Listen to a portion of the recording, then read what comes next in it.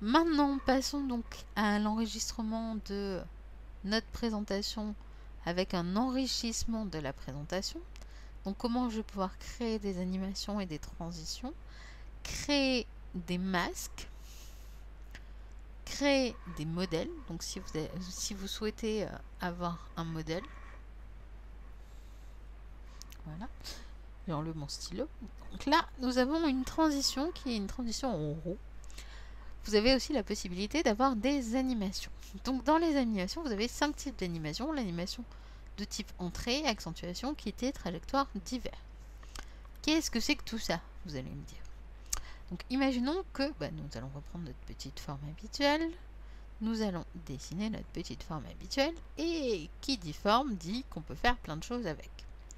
Donc tout d'abord, nous allons mettre une animation personnalisée. Donc vous voyez que dans le voletage, vous avez la possibilité d'accéder à l'onglet animation. Vous avez ici ajouter qui vous permet de visualiser l'ensemble des ajouts possibles au niveau de l'animation. Donc entrée, ça veut dire quoi? Ça veut dire que ma forme ici, elle va apparaître d'une certaine manière. Donc soit c'est apparaître, soit c'est arriver, soit c'est arrivée lente, soit c'est balayage, etc. Donc si vous mettez l'aperçu automatique, il va vous réaliser l'aperçu à chaque fois que vous allez cliquer sur un outil. Vous avez la possibilité aussi de choisir sa vitesse, lent, moyen, rapide, très rapide, en fonction du type de choix d'animation que vous avez fait. Donc ça, c'est juste pour comment ma forme va rentrer. Accentuation, c'est ma forme, elle est là, elle est déjà présente dans mon diaporama, mais j'ai envie qu'à un moment donné, elle fasse quelque chose. Donc ici, à un moment donné, elle va clignoter, ou la couleur, elle va changer, ou elle va s'éclaircir, ou elle va chanceler. Donc, chanceler, c'est juste bouger. Mais suivant les choses, ça marche pas top. Ou elle va faire une rotation, ou elle va devenir transparente. Ça, c'est en fonction de votre but du jeu, donc de ce que vous avez envie de faire apparaître. Quitter, c'est l'inverse de entrer, c'est comment ma forme va ressortir. Donc après, c'est pareil, vous avez encore plein de choses, des boomerangs, des freins, tout ce que vous avez envie d'avoir, vous l'avez. Vous avez encore une possibilité, c'est-à-dire c'est la trajectoire. C'est-à-dire qu'à un moment donné, votre forme va réaliser une trajectoire bizarre, donc celle que vous avez choisie. Donc qu'est-ce qu'on va choisir nous comme trajectoire? Bon, hop, cercle, hop, pendant mon diaporama, elle va s'amuser à faire un cercle, ou elle va s'amuser à faire un cœur, ou elle va s'amuser à faire un croissant de lune. Donc là, vous voyez qu'elle ne fait pas vraiment toute l'animation en question, parce qu'on est sur le mode aperçu. En mode réel, elle va réaliser vraiment l'ensemble de ce que vous souhaitez faire. Elle peut faire des ondulations, elle peut faire des zigzags, et donc mon préféré, le cacahuète. Donc là, on le voit pas très bien, donc on va garder notre cacahuète. Effet divers, c'est pour ajouter un média, donc un bruit, un son, une vidéo, ce que vous voulez comme média. Donc pour l'instant, nous, ça ne nous intéresse pas. On va juste lui rajouter une cacahuète. Ici, vous avez l'ensemble de vos objets animés. Donc par défaut, mon texte, je l'ai animé en lui mettant que ça devait démarrer au clic. Et je me souviens plus de l'animation que j'ai fait. Donc on va regarder. Qu'est-ce que j'ai mis comme animation? J'ai mis bleu clair. Donc il doit mettre du bleu clair. Au bout d'un moment, il va mettre du bleu clair mot à mot. Vous avez la possibilité de modifier l'ordre. Donc si je veux que ma forme soit avant, je vais utiliser les flèches et donc mettre ma forme avant. Pareil, ma forme, elle a une vitesse possible. Je vais pouvoir lui dire quand est-ce qu'elle doit se lancer. Je peux la faire au clic ou je peux le faire juste après le précédent ou avant le précédent.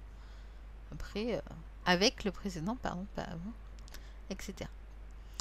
Et vous avez deux boutons, le bouton lire et le bouton diaporama. Donc lire, c'est juste un aperçu sur votre diapositive actuelle.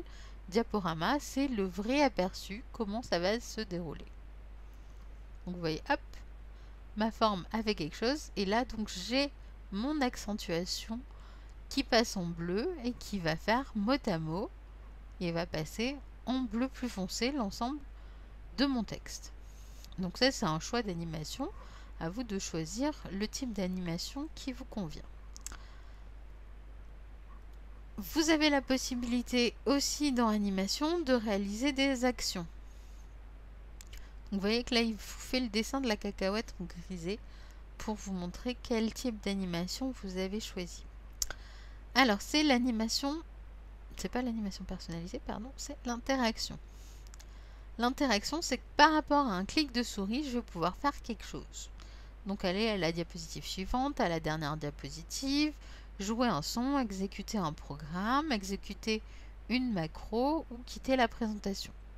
Donc, vous avez la possibilité de faire quelque chose à une partie ou un objet qui est présent dans votre diapositive. Allez à la page, allez à un document, c'est un document extérieur, donc vous allez exécuter un programme très souvent. Voilà donc pour les animations. Maintenant les transitions, donc comme vous avez l'onglet animation, vous avez juste en dessous l'onglet transition qui vous permet de choisir vos transitions. Au niveau des transitions, donc vous avez la roue, le découvrir la roue, le découvrir vers le bas, vers la droite, vers la gauche, de haut vers le bas, de bas vers le haut, etc. Des lignes horizontales ou verticales, des damiers, des losanges, des découvertes intérieures, des stores. Bon, vous regardez et vous choisissez celui qui vous paraît le plus intéressant pour votre présentation. Vous pouvez modifier évidemment la vitesse comme d'habitude et vous pouvez ajouter un son lors de votre transition. Pareil au niveau de l'exécution, ça peut être soit au clic, quand vous allez cliquer, votre transition va apparaître ou automatiquement ça va se mettre en route. Vous pouvez l'appliquer à l'ensemble de votre diapositive ou à la diapositive actuelle uniquement. Et donc pareil, bouton lire, bouton diaporama. Donc voilà pour tout ce qui est transition, animation sur OpenOffice Writer. On va passer à la diapositive suivante. Je ne sais plus si j'ai encore besoin du logiciel, oui, étant donné qu'on va créer un masque. Donc le masque, vous avez vu ce que ça fait, ça nous permet de changer l'ensemble de notre diapositive de manière instantanée.